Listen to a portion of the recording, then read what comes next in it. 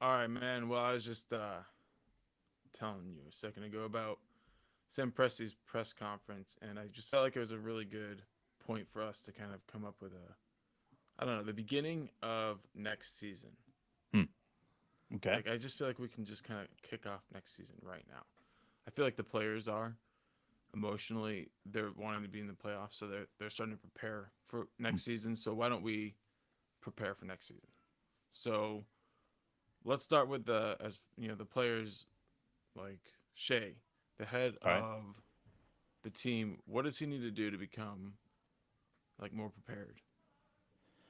Well, I think this goes back to something that you and I kind of talked about and hinted to yesterday. Was that WWKD? What would Kobe do mentality? Mm-hmm. Is you've got to go out there and you've got to get your guys motivated. I think the first place and first time that you can do that is recognizing who your rookies are. Like recognize who needs help to get to that next spot. Like Josh Giddy's already had an off season with Shea, so he knows what is expected out of him.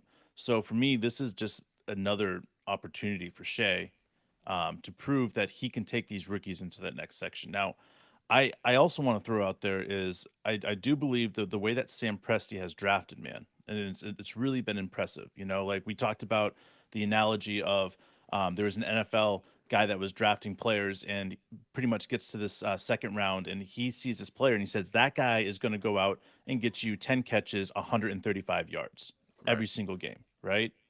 But he's going to go out the night before and he's going to party and he's going to drink his ass off and he's going to go with girls and all this other stuff. And he's still going to be able to come out there and do that on the Sunday. The problem is he's going to take six guys with him.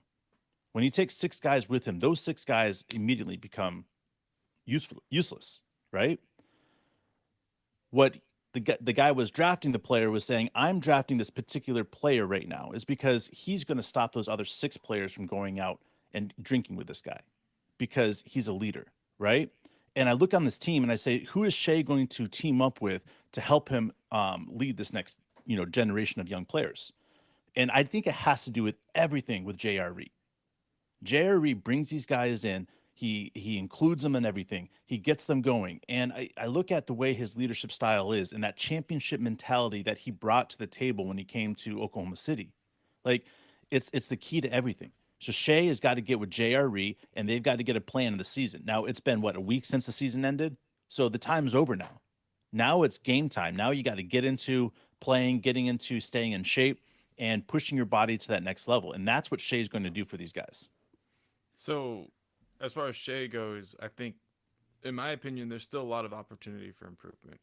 Oh yeah, Um, with every and player there is. there is, but Even with LeBron, there's opportunity.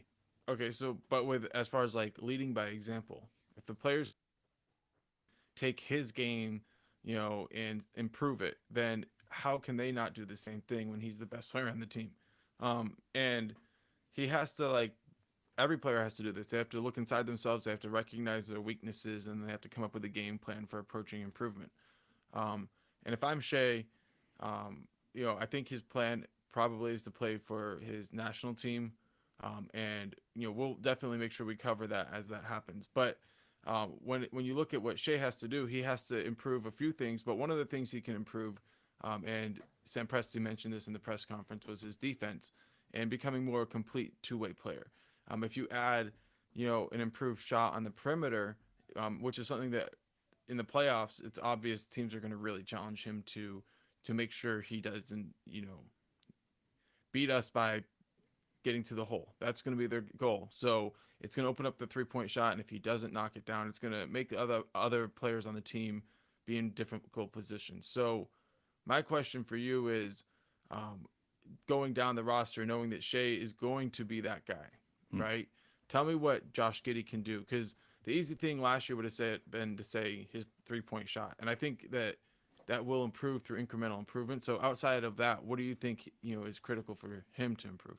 Yeah, and I want to go back to Shea before I go to Josh, but the reason I went with the team aspect for Shea is because we need a head, an alpha dog out there at all times. And Shea needs to have his imprint right now on that team. And that's for me, that alpha dog mentality needs to be there for the Oklahoma City Thunder. Now, getting to Josh Giddy, and what he needs to improve. To me, he needs to put on some muscle, right? And get more ready for those moments that we go small ball. Because when we go small ball and whether Chet's in foul trouble, and we go straight up Josh Giddy at playing that more, center position, or if we're going to put Josh in that power forward position, when again we go more small ball. So for me, Josh has got to put some weight on. I don't necessarily to dramatically improve much of his game already. Like people will say his shot, but everybody knows that he's going to work on his shot this offseason. That's like shouldn't be a surprise or anything like that to anybody when you say Josh is going to be working with Chip England, and working on his shot. That's automatic. So if we Right. know that automatic, for me, Right. it's the next step of his body transformation. He's got to be able to play that 4-through-1 position. And how do you do that in the league with a physical league that is obviously right now? Got to put some weight on, and you got to continue doing what he's doing by making that mismatch on offense such a horrible mismatch that they have got to go small ball to try to stop him. And when they go small ball to try to stop him, that's when it's all over, because Josh, there's nobody that can stop him with the muscles that he's going to eventually have and the speed that he has to go around other players. So I heard Presti talking about Giddy just needing to turn some of the fouls that he has been getting into free throws, and how he can do that. So, but you're saying he's basically saying that how he can address the lack of calls towards him, basically, or the finishing when he gets fouled. Both. You know what Okay, I mean? But I yeah, think I one of got the you. keys in the NBA is to finish through contact, and then they'll give you the whistle.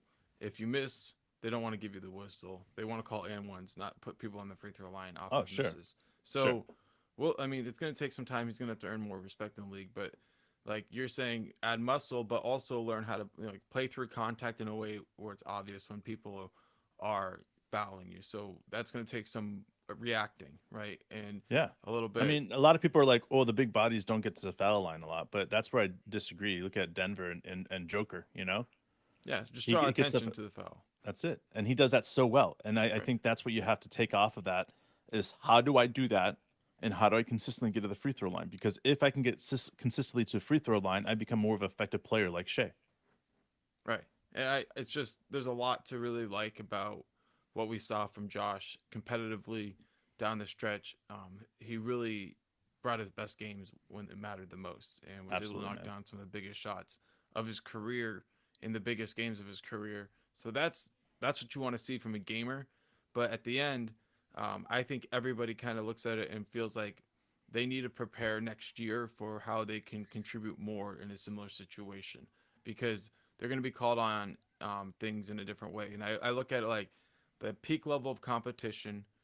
I think the peak level of competitiveness, the peak level of defensive intensity. That's what every game, every off day should be preparation for, because they were playing in the playoffs. So they need to just say like, what is that incredible level of um, competitiveness that it takes, and prepare for that. And that's going to be where it takes Shea to lead. And then J Dub, obviously, teams kind of learned his game.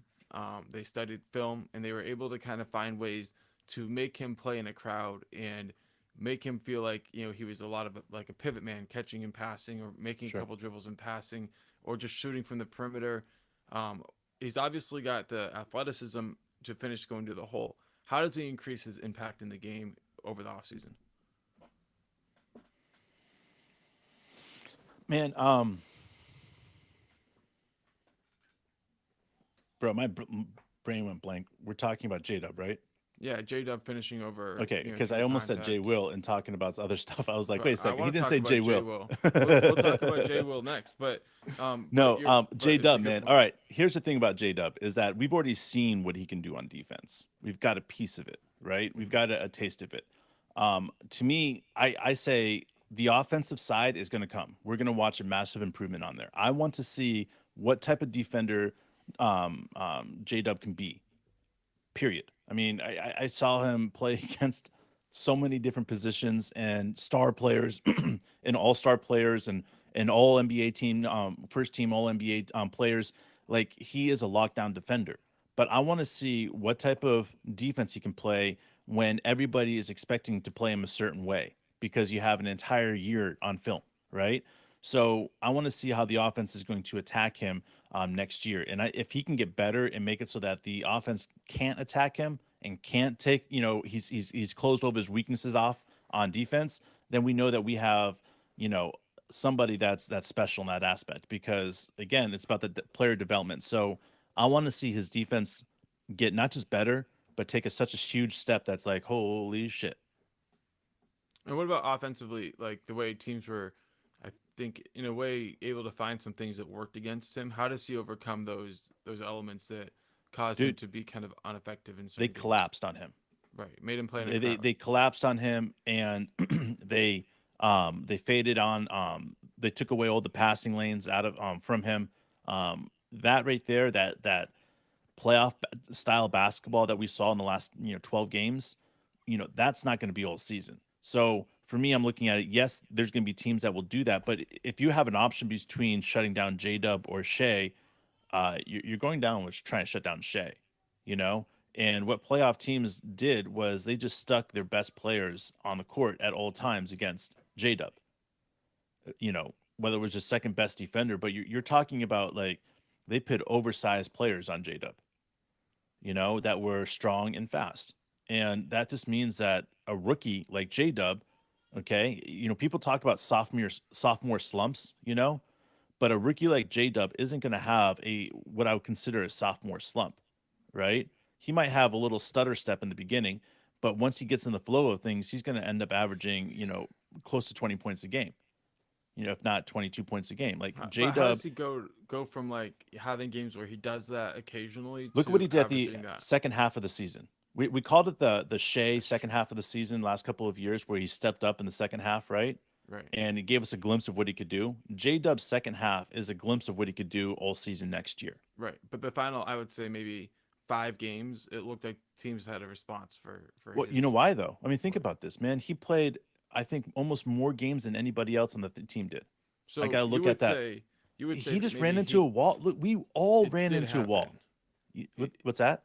so he did run into a We wall. all ran People into a were wall. I mean, think about even us doing podcasts. Like we all ran into a wall. Like it got so exhausting. And I look at that and I say, I want to say that that's all that we saw right there because that's what I believe that all we saw. I don't think we saw anything else except for, somebody that was so focused on defense on the players that he was assigned to and putting all out on the floor on defense because recognizing I'm not going to have enough energy to do this offensive game if I put all this full defensive aspect out there. Again, why I want to see him play better defense because if he can play better defense and not have to put as much effort into defense that he did in the last I want to say the last 7 games that he had to play, then we see a whole different side of him. No, I do want to talk about Jay Will, and I want to talk about the rest of the guys too. But Hey, yeah, Matt, Dog. Before we go any more, Chet definitely will help Giddy finish over centers. You're absolutely right because it's going to be one or the other. It's going to be trying to block Josh, or it's going to be making the lob impossible for Chet. So death so, by toothpicks.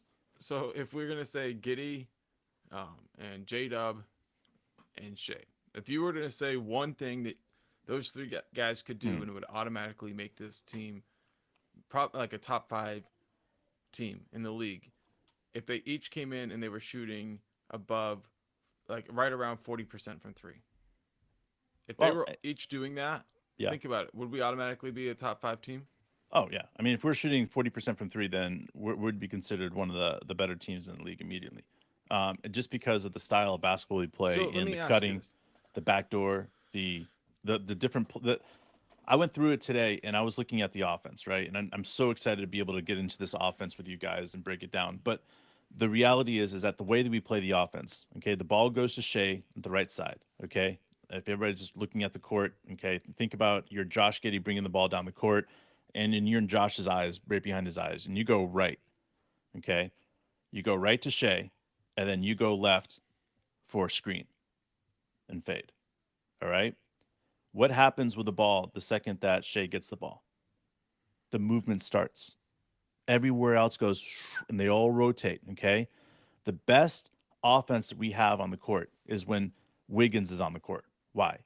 Is because Wiggins goes backdoor every single time. We have backdoor, right? Wiggins on the baseline. And then the next play down, we'll get Wiggins following the backdoor man, okay, which is insane, guys. Like he's a backing the backdoor man. Right, he's watching Whatever the way that, defenses are adjusting, and he's reacting and to he's their scoring adjustments. because everybody else is so focused on the first backdoor cutter.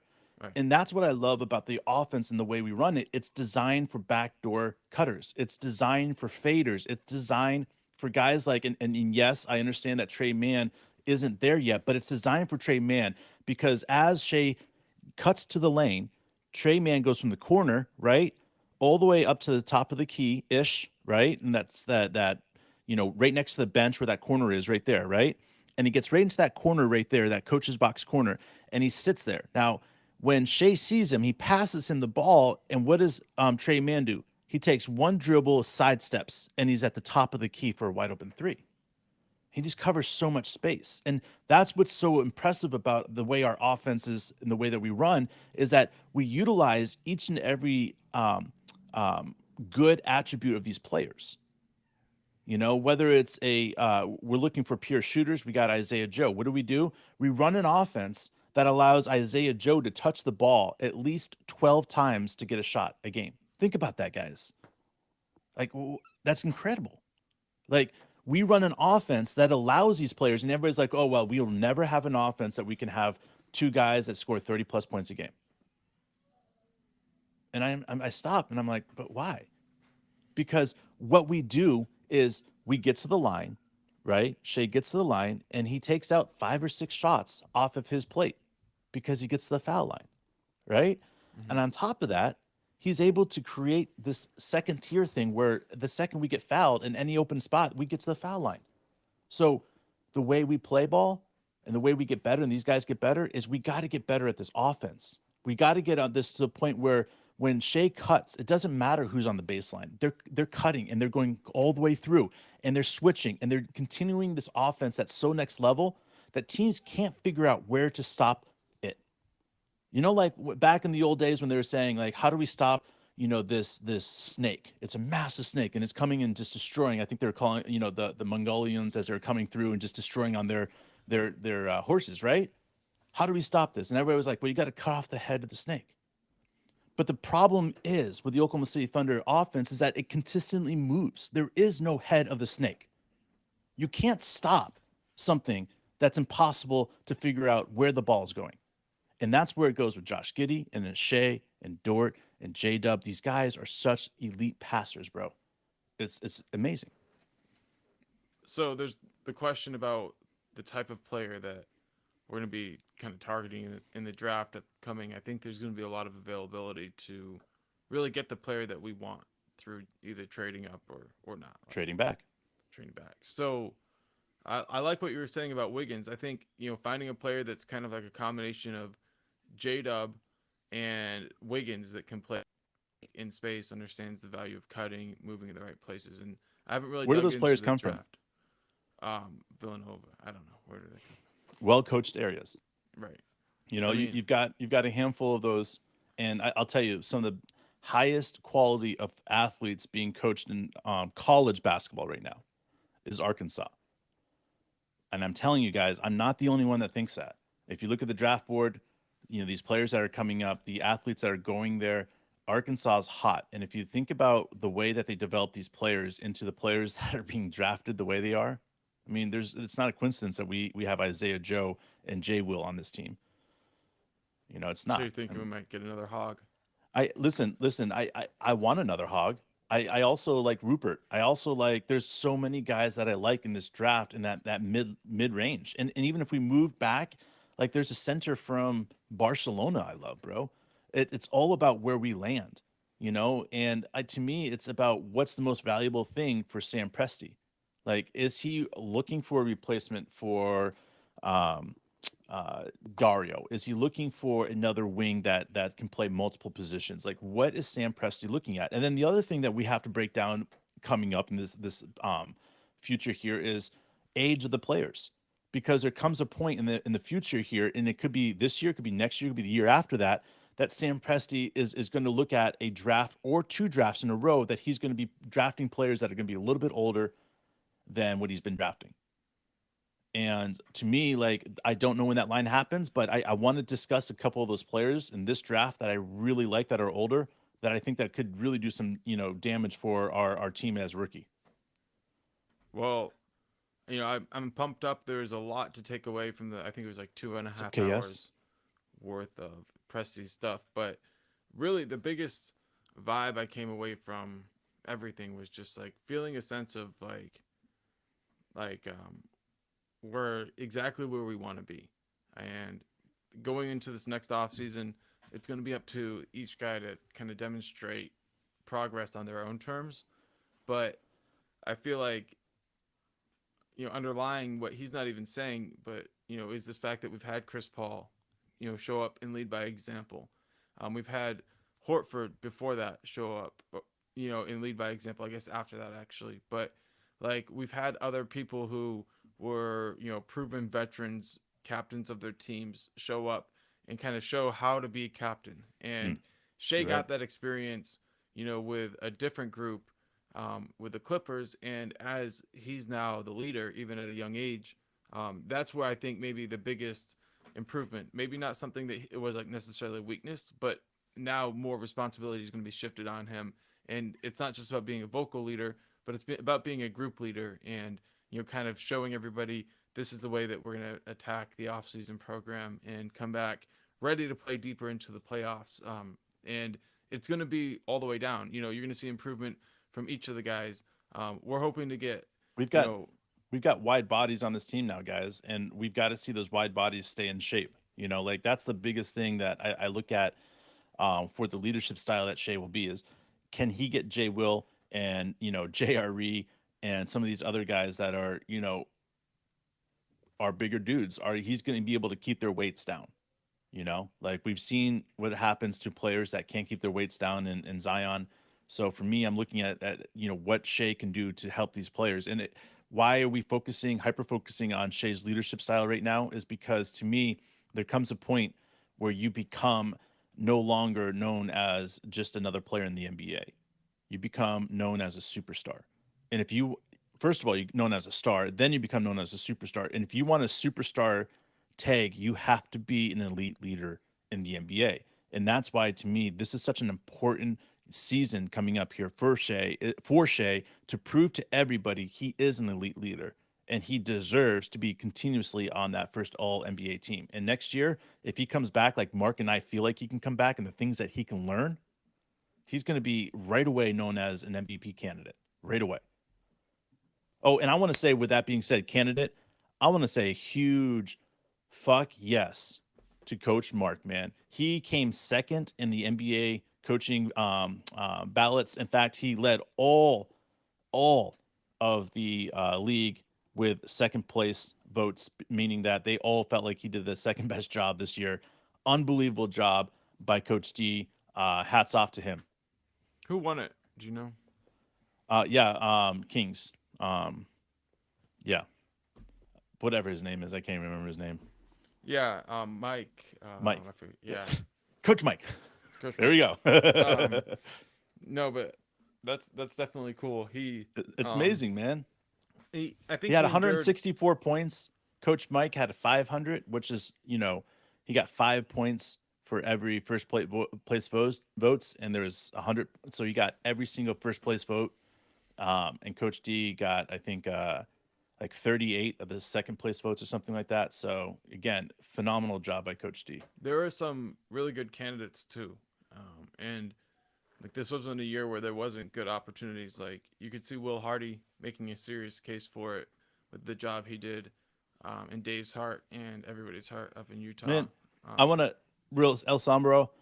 Listen, man, we cannot trade our assets. We just can't. We're a small market team. I can't imagine trading 4 first rounds for a player that's going to exceed our spending limit. And yes, we have the cap space, but I mean, I just can't. I can't send four so no, first round picks. no four first rounders for Siakam. If they want to give him away for a first round pick, then I would take it. But that's not what's going to happen with this. He's going to go to a team that is going to offer 4 first round picks, and we're just not going to do that because I can't. We can't lose our assets for the future for this team. Yeah, I mean that's going to be a big part of us having future flexibility That's when it. it comes time to do all sorts of things. But one To of the sign these players that we have, and if we put out another player like Siakam, and then all of a sudden it takes away from what we can sign, and that's probably J Dub or that's Josh Giddy, and I just this don't know if I'm willing to put our future up for Siakam. this is something that a lot of people have discussed when talking about the new CBA. Awesome, Simba. Yeah, Um, with and I heard Presley kind of discuss it, although he wouldn't really talk about the new CBA or anything. But like with this team as it goes into long-term contention, and you get to the point where you're in the cap, you have to be able to add new talent. And the one of the best mechanisms in the past, but it's going to become of increased importance in the future, probably, is the draft. So we have to be able to infuse new talent into this team for affordable prices. And the only way to do that in the future with the new CBA, it seems like, is going to be through the draft. So we draft is have the to be, most valuable assets in the NBA for the next 7 years, guys. and it's going to be more important. And because of that, we don't even know how important yet. We have to at least see what's going to happen before we That's go right. out and trade them. So Yeah, and I'm talking about like this next year, Sombra. Like and Brian Taylor, you're right on right now. Like this next year is going to see what this team can bring, who can bring it, who can understand what we're trying to get out of a big man, and then at that point, if we can't get it done and we can't address it through the draft, then I think Sam Presti looks at stuff. But we're still a year away from, trying to pull a Clint Capella or, a different player like that. Because but again, it has to be the right mindset. but here's the thing: when you say Capella and when you say Siakam, I mean Yeah, those two guys aren't going to be the guys, but that's the right mentality. Like it's going to be some guy that has massive upside that we you're draft, right. and then we're going to look back and be like, yeah, this guy has Siakam or Capella type elements. Like I expect to have somebody who we get at least as excited about as J Dub about. And I know maybe that's ridiculous because of where we're picking, but I there's always talented players in the There's always draft. talented big players that are in the mid range because no one really knows where they fall right now. So there's an opportunity here. And we can come back even better with just adding Chet. But then you That's add it. another player that could But potentially we're not be just adding Chet. We're adding Chet, Kenny, Poku. right. I mean, And that's a pretty big add-on without even getting into anything else. That's not adding a draft pick. That's not adding anything else that's going to happen this offseason. and I feel like Jang will provide valuable minutes Oh, Jang, throughout the bro. year. I know we didn't talk about Jang, but the reality is the reason he got injured and then he came back and then he was in the G League. But Jang was designed, I believe, in the beginning to play G League primarily, right? And then he got Mm-hmm. injured and that pretty much solidified that. But the reality is that Jang is a special player. Like, and anybody that's watched this game, whether it's G League or the NBA, recognized early on, especially before the G League started, and he was getting some burn time there, how good he really was. He didn't need to go to the G League. Yes, it was good for his development, but if he never got injured, I think he had more playing time in the NBA than in the G League because he's that good of a player. He's a lockdown defender. He's 6'10 with a 7'1" wingspan. Like this dude is legit and his release is high. It's Mm-hmm. smooth. Like people are going to have a hard time stopping him when he gets on a roll. So again, this is all about being patient and letting our players develop instead of trying to rush the development. So it's going to be a big offseason for every guy going down the list. Jay Will is one of those guys that Right on, Ricky. we expect to have an intense level of improvement from. But a lot of that comes from just him maybe kind of understanding what it takes to play in the NBA and having some time to process that, develop a workout plan, and come back a better player. He's got a lot he can prove, Hmm. and he's already proven quite a bit. So the depth of this team, the improvement coming from hitting the weights and getting into playoff conditioning and staying in playoff conditioning all That's it. season, like this is we're gonna come back. I think a bigger, stronger, more physical team, and playing with intense purpose from the first tip off for 82 games. I expect that like every month of the season we're going to be above 500. This last year we had only 2 months where we are above 500.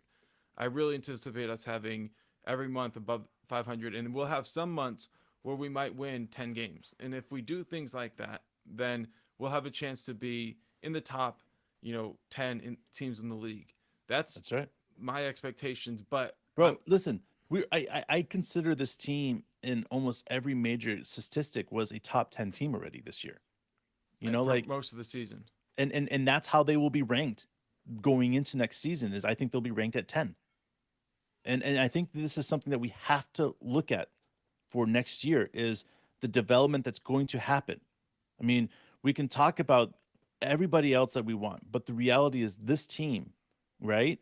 And the way they develop and being patient with each of these players is the key to the success long term for the Thunder. There you go. So that's going to wrap it up, bro. We're going to jump back. Man, I just want to say it's been good to see you, man. I missed Yeah, you the last like 5-6 days. It's Dude, good to see you guys too, man. Missed all y'all. Yeah, it was really good time to reset, get out. I realized how much I've been ignoring my family during this little playoff run. So we'll get back at it and we'll stay at it. And there's a lot to cover in this off season. It's been fun to keep an eye on what's going on with the NBA, but I still haven't brought myself to watch another game. But So much shit's been happening too.